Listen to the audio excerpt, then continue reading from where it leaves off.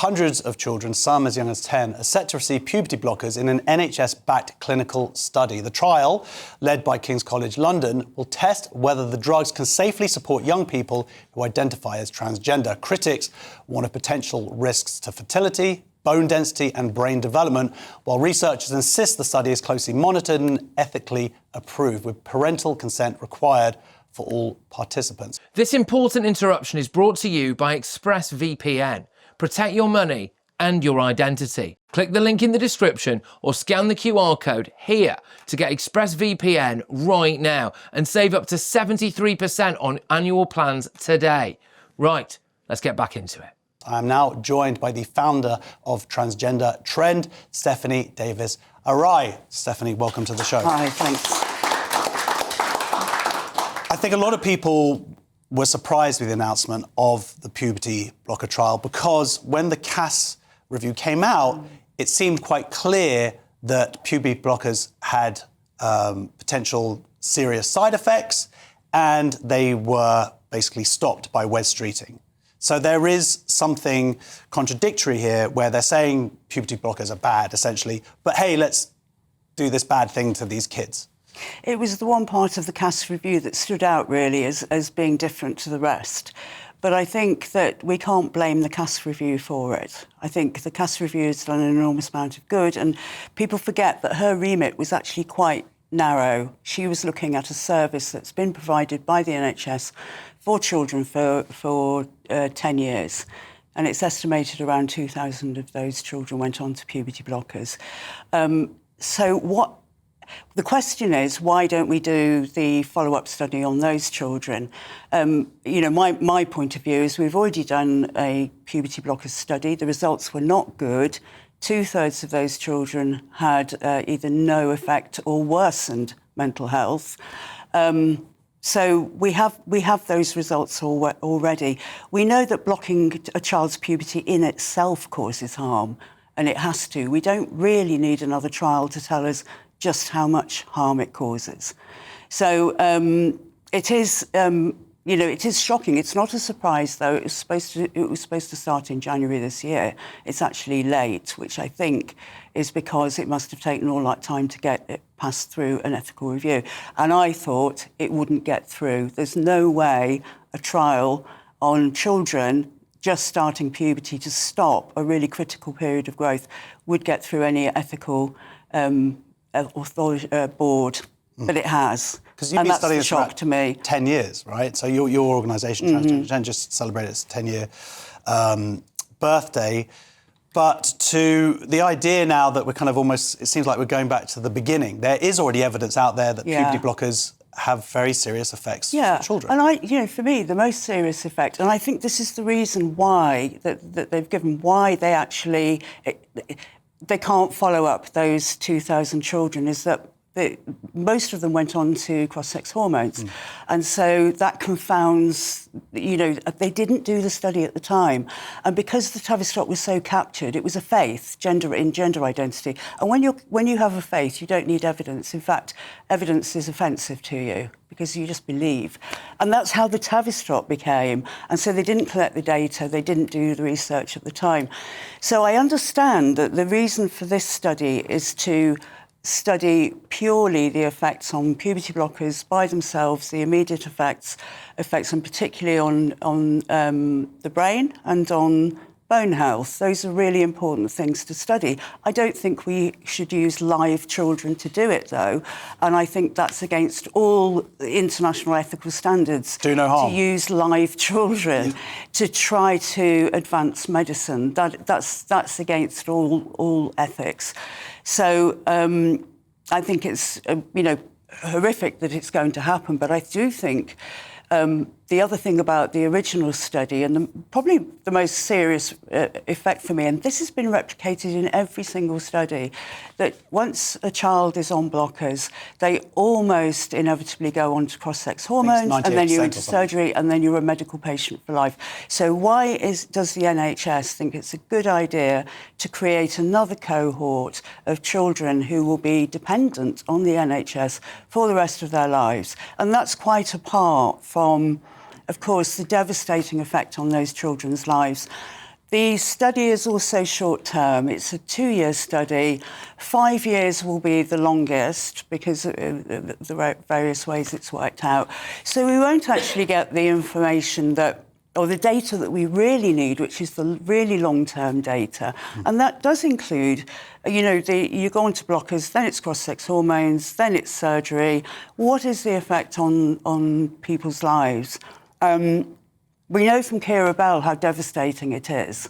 And how many more Keira Bells do we want to create through doing another trial? Every time you're online, your money and your identity are at risk. Scams now make up nearly 40% of all crime in the UK. That's thousands of attacks every single day.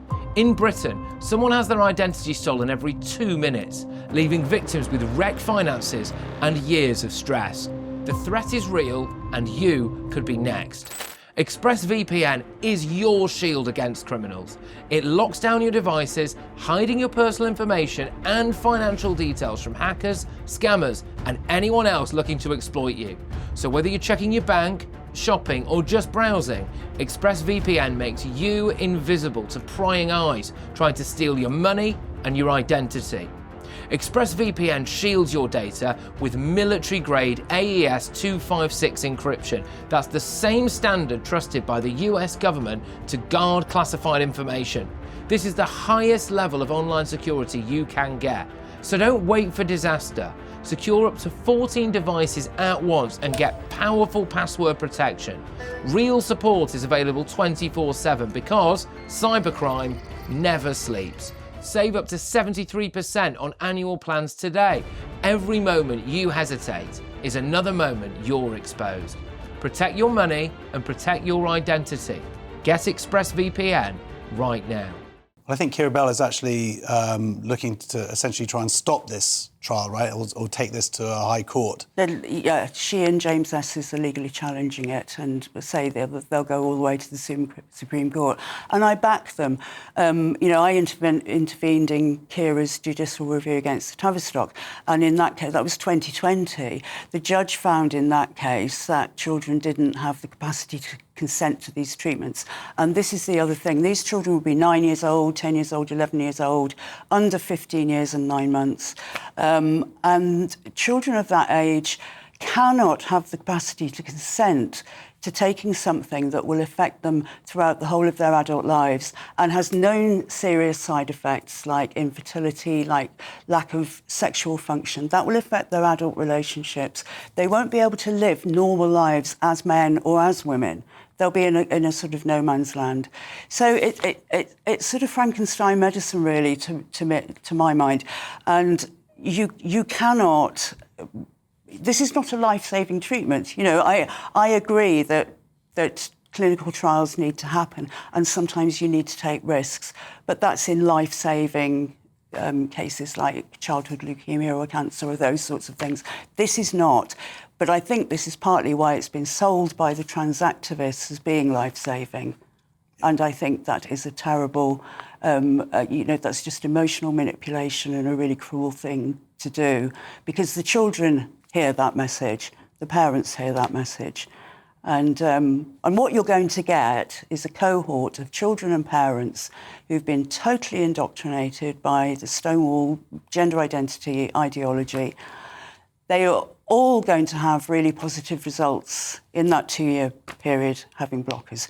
Because look what pressure is on those kids. They're carrying this forward for all the poor trans kids that are coming up behind them, and the pressure on the parents who've allowed this treatment for their children. The results are going to be absolutely fantastic. And the main result they're looking for is quality of life. So there are secondary results on how it affects gender dysphoria, etc. But it's overall quality of life. They're all going to say it's fantastic, aren't they?